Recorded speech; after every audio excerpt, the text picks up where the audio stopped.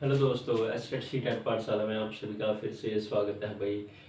आज जो हम हमारी वीडियो लेके आए हैं वह है हमारी भक्ति काल जो हिंदी साहित्य का है। और इससे पहले जो हमने वीडियो की थी, जो हमारे लेक्चर्स थे, उसमें हमने किया था हमारा हिंदी साहित्य का जो लेखन परंपरा थी उसके बारे में पढ़ा था, कौन सी जो उन्होंने पद्धतियाँ लिखने में अपनाई थी उसका।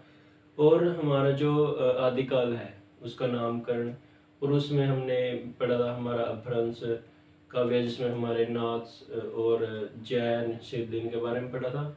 और फिर थे हमारे फुटकल रचनाएं, उसमें थे हमारे अमीर खुसरो और जो हमारे थे विद्यापति, और हमारे जो रासो काव्य था उसके बारे में हमने पढ़ा था। आज जो हम पढ़ेंगे वही हमारा जो भक्ति काल है जिसे हिंदी साहित्य का स्वर्ण युग भी कहा जाता है, उसके बारे में हम पढ़ेंगे। और भक्ति काल को भाई हमने 4 भागों में इसको बांटा है। हमारा जो है भक्ति काल इसको भी 4 भागों में बांटा गया है, इसके बारे में हम पढ़ेंगे। 4 भागों में इसे बांटा गया है। पहले जो हमारी धारा है निर्गुण धारा, और हमारी है सगुण धारा। सगुण और निर्गुण, जिसमें निर्गुण में होता है जिसका कोई आकार नहीं होता, जिसको हम देख नहीं सकते, जिसको हम महसूस ही नहीं कर सकते, सिर्फ हमारी जो है अंतरात्मा की जो जिसे बोलते हैं आध्यात्मिक है, जिसे हम सिर्फ मानते हैं, हमारा सिर्फ विश्वास होता है, उसके बारे में होता है। शगुन जिसे हम देख सकते हैं, जैसे हमारी मूर्ति होती है जिसमें मूर्ति पूजा होती है, जिसमें हम हनुमान, श्री कृष्ण और राम जी के बारे में इसमें पढ़ेंगे। शगुन निर्गुण जो है, निर्गुण धारा को भी 2 भागों में बांटा गया है। पहला है इसमें हमारा ज्ञानाश्री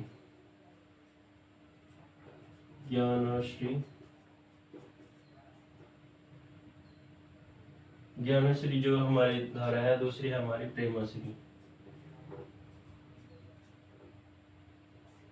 प्रेमाश्री जो हमारी धारा है, इसके बारे में है।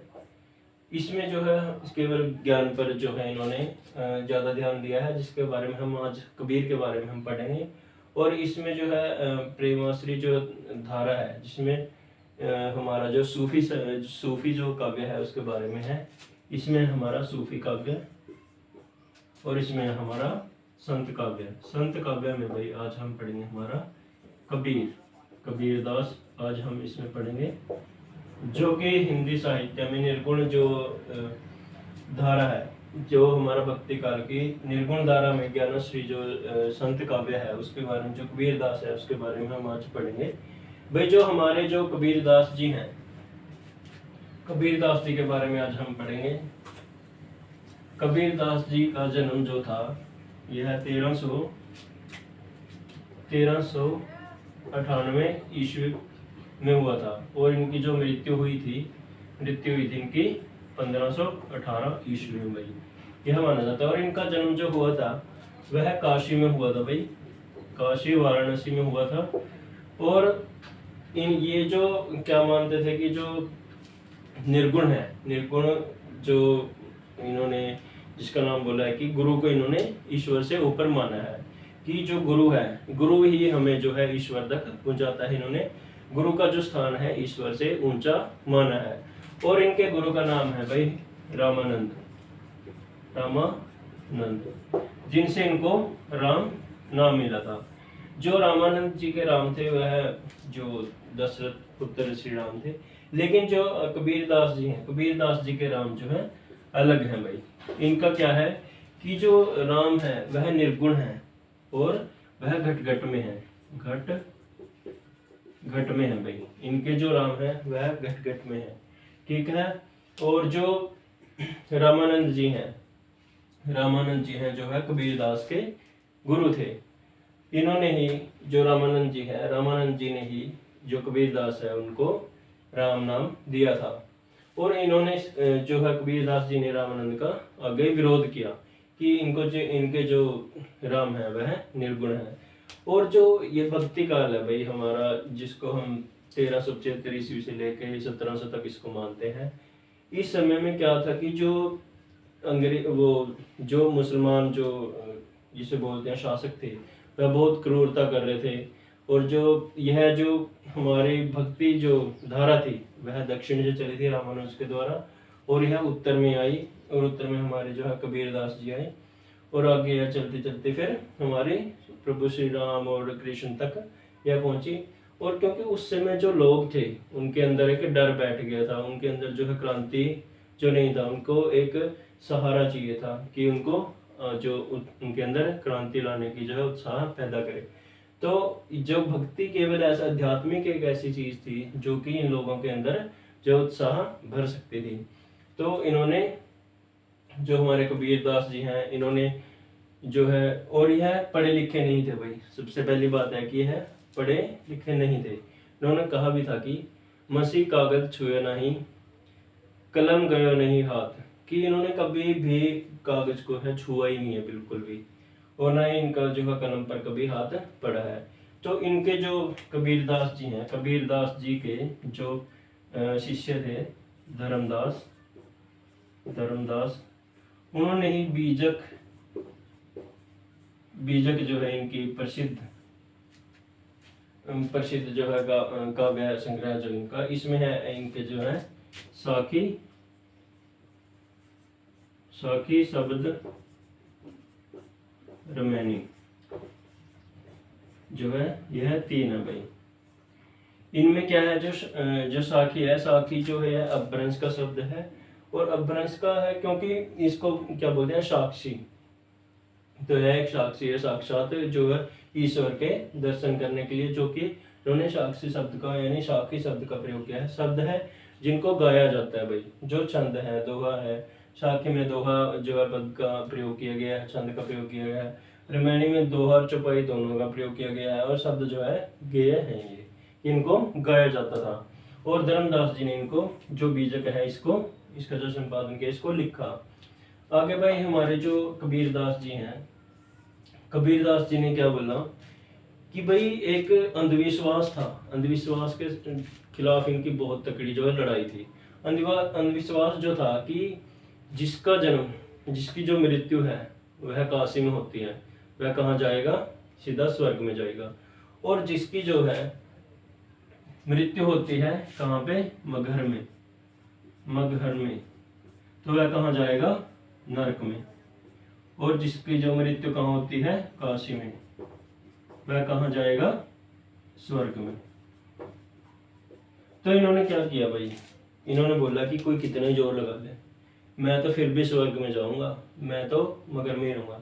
तो क्या मानते हैं कि भाई इनका जो अंतिम समय था, जो लास्ट का समय बिताया हुआ है मगहर में ही जो है इन्होंने बिताया था, और यहीं पे उनकी मृत्यु हुई थी। तो जो हमारे कबीरदास जी हैं, उनका जन्म कहाँ पे हुआ था भाई, इनका जन्म हुआ था काशी में 1398 ईस्वी में, और इनकी मृत्यु कहाँ पे हुई थी, मगहर में हुई थी।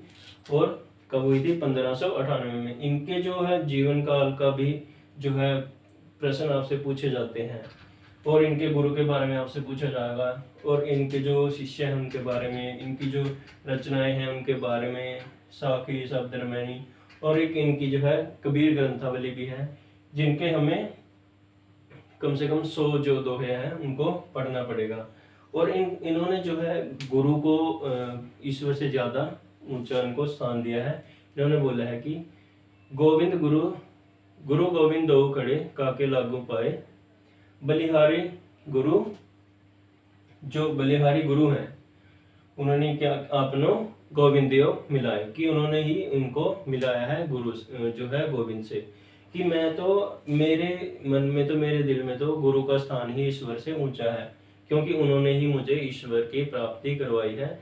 मैं तो उनके ही चरण पहले पकड़ूंगा, क्योंकि गुरु ने ही मुझे जो है ईश्वर का बोध करवाया है। और इनके जो भी श्री राम है वह घट घट में है, कि उनका कोई सगुण रूप नहीं है, वह निर्गुण है, उसके बारे में उन्होंने बात की है। तो और इन्होंने क्या किया भाई, जो भी हमारा हिंदू मुस्लिम चल रहा था उसके जो खिलाफ इन्होंने आवाज उठाई, और दोनों को ही इन्होंने जोड़ा कि राम है जो घट घट में है, कि वो हिंदू में भी है और मुस्लिम में भी है। इनके जो राम है कि दोनों की भावना को इन्होंने जोड़ने का प्रयास किया था। और जो भी पाखंड और अंधविश्वास चल रहे थे, जैसे कि इन्होंने बोला कि अगर कोई मगर में मरेगा तो उसको क्या है, नरक की प्राप्ति होगी, अगर काशी में वह मरेगा तो उसको स्वर्ग की होगी। तो इसका जो है इन्होंने खंडन किया भाई। और जातिवाद का विरोध भी इन्होंने अपनी जो है पदों में किया, जो ये गाते थे उनके बारे में। तो यह यहाँ पे भाई हमारे जो कबीरदास जी हैं हमारे लिए बहुत इंपॉर्टेंट हो जाते हैं। और हम स्टार्ट करें आज भाई हमारी भक्ति काल जो है हिंदी साहित्य का इतिहास है। और इसमें यह हमारा 1375 से लेके और हमारा जो है 1700 तक है। और इसके बाद हम जो पढ़ेंगे आगे हमारा होगा कबीरदास के बाद हम हमारे जो धर्मदास हैं, रैदास हैं, गुरु नानक देव जी हैं, उन सब के बारे में हम कल पढ़ेंगे। क्योंकि कबीरदास इनमें सबसे ज़्यादा महत्वपूर्ण है, इसलिए इनके ऊपर बात करनी बहुत ज़्यादा ज़रूरी थी भाई। सबसे पहले इनकी रचना हमें याद रखनी है, साखी, शब्दरमणि, कबीर ग्रंथावली के बारे में हमें। और देखिए भाई एक जो महत्वपूर्ण जो क्वेश्चन है, जो प्रश्न जो है पूछा जा सकता है आपसे, वह है कि भाई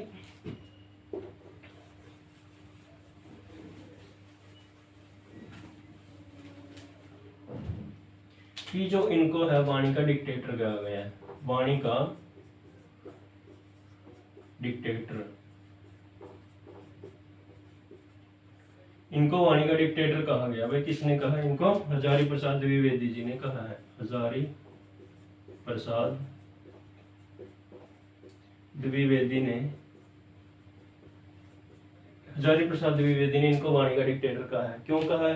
क्योंकि भाई इन्होंने पंजाबी, राजस्थानी, अरबी,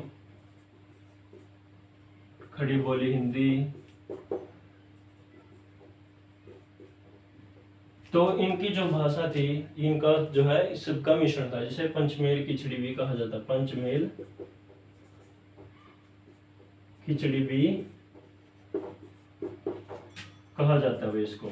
और इनकी भाषा जो है इसको संदूकड़ी भी कहा जाता है, भाषा की संदूकड़ी इसे कहा जाता है, इनकी भाषा है जो। यहाँ पे हमारे लिए भाई इंपॉर्टेंट है कि जो हमारे वाणी का डिक्टेटर है, इनको किसने कहा है? हजारी प्रसाद द्विवेदी ने। यहाँ से प्रश्न जो है बार बार पूछे जाते हैं भाई, आप देख लेना। यह वाणी का डिक्टेटर जो है हजारी प्रसाद ने इनको नाम दिया है क्योंकि इन्होंने बहुत सारी भाषाओं का अपने जो रचनाओं में प्रयोग किया है। और इनको जो है वाणी का डिक्टेटर कहा गया है। यह यूजीसी नेट में ही पूछा गया है, और यह हमारा एस्टेट में भी पूछा गया, 2024 में भी पूछा गया है, और 22 में भी एस्टेट में यह क्वेश्चन जो है पूछा गया है। तो यह हमारे लिए इम्पोर्टेंट है भाई। कल हम फिर जो भक्ति काल के दूसरे जो है संत हैं उनके बारे में पढ़ेंगे, गुरु नानक देव जी, रैदास जी और अन्य जो भी हमारे संत हैं उनके बारे में पढ़ेंगे। और डिटेल में अब इनको लेके चलेंगे हम। हमारा जो भक्ति काल है इसे क्या बोला जाता है? हमारा हिंदी साहित्य का स्वर्ण युग भी इसको कहा जाता है। तो हमारी वीडियो को लाइक करें, सब्सक्राइब करें और ज़्यादा से ज़्यादा शेयर करें। और अगर आपको कहीं भी कोई भी जो है प्रॉब्लम आती है, कोई कंसेप्ट रह जाता है, कोई चीज़ रह जाती है, तो आप हमें कमेंट सेक्शन में कमेंट करें और हम आपको उसका अगली वीडियो में जो है उसका सल्यूशन आपको देंगे। धन्यवाद।